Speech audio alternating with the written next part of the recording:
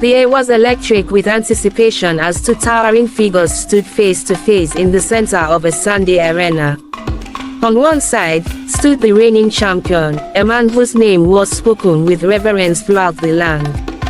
His muscular frame glistened with oil under the blazing sun, evidence of the years of training and dedication that had made him a legend in the world of swan wrestling. His opponent, a determined challenger with a steely gaze and a determined expression, looked up at the champion with a mix of respect and determination.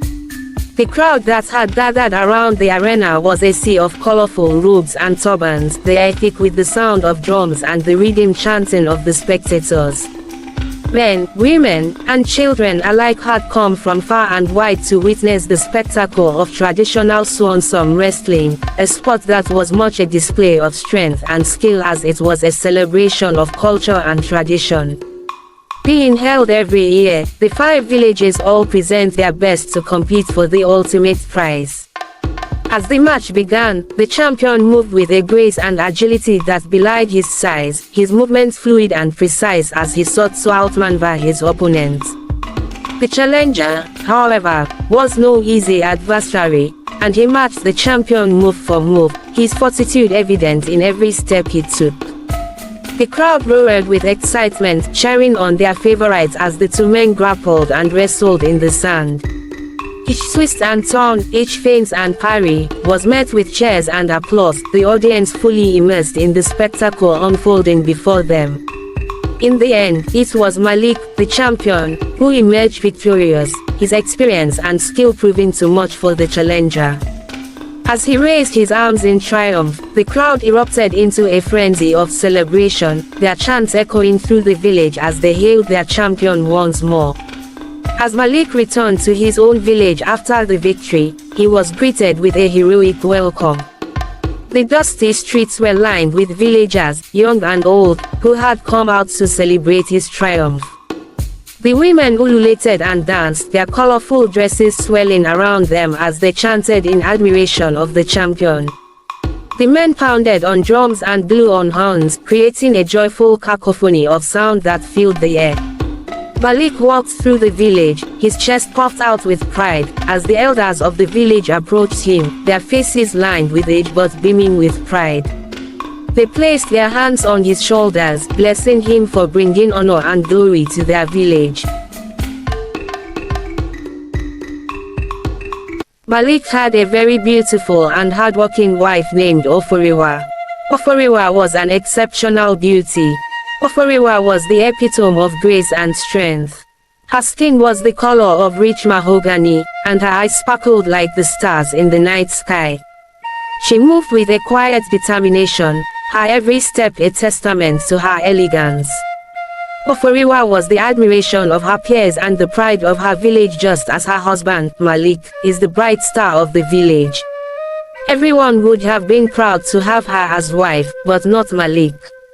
The whole village rejoiced when Oforiwa became pregnant again. She sadly lost her first pregnancy due to uncertain circumstances. Unlike most marriages where husbands assisted their wives during pregnancy, doing all they could to ensure the baby was safe, Oforiwa's case was different. Malik didn't have a large heart for family as his combat strength would match.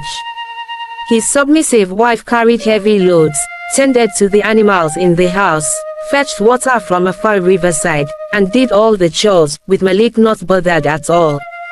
She was coming back from the farm with heavy firewood on her head. She slipped upon a rock and fell, resulting in the loss of their first child. Despite Oforiwa's condition, Malik showed no sign of concern yet for this second pregnancy. Instead, he subjected her to even more farm work and house chores, expecting her to cater to his every need.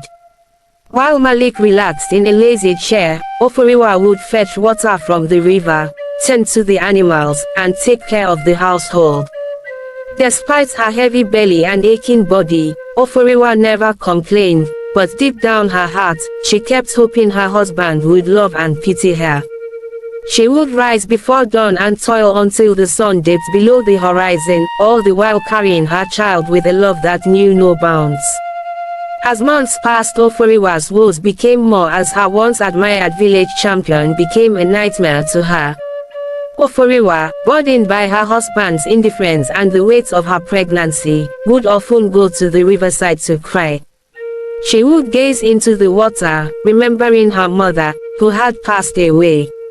It happened that Oforiwa's father, a typical cultural man, very proud of her daughter's beauty, boasted of her everywhere he went.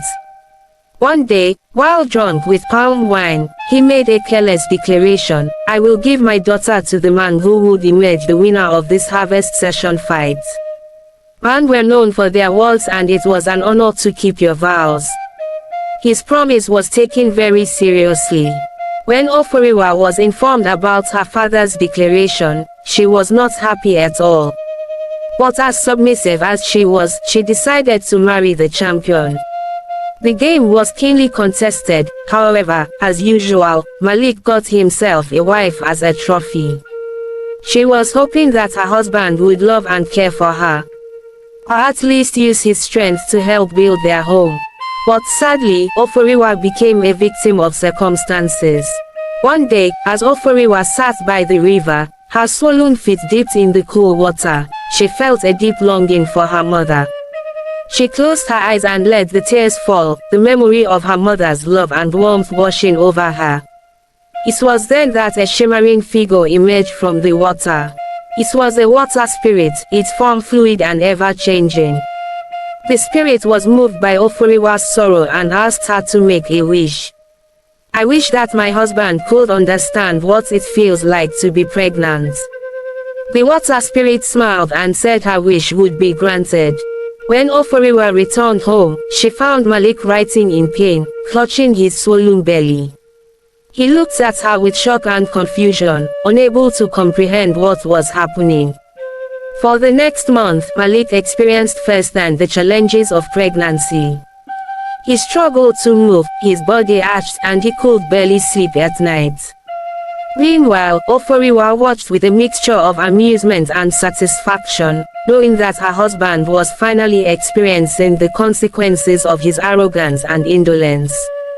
The once proud man stood in the village square, his head bowed in shame as the village elders and townspeople looked on in disbelief.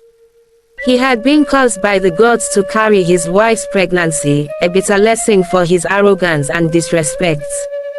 As the days passed, the man's belly began to swell, stretching his skin taut and causing him great discomfort.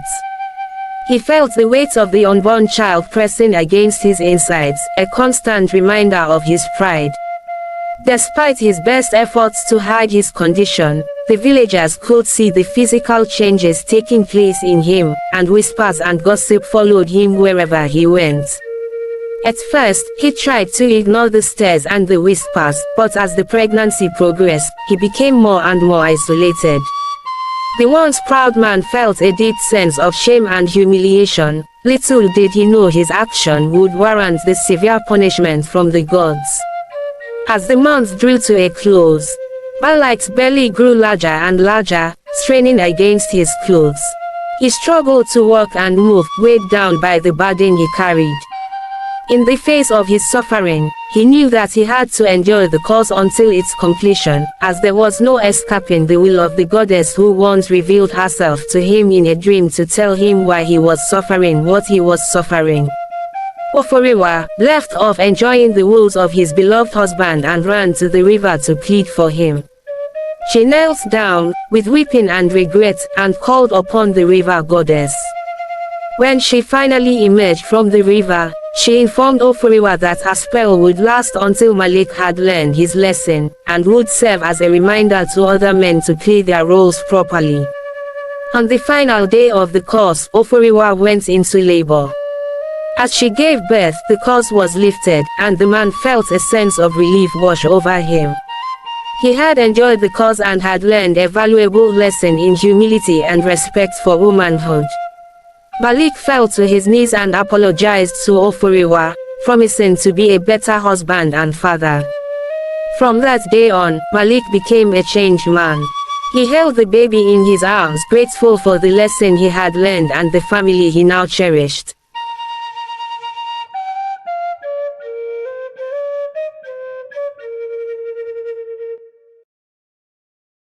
romance stories. Follow for more.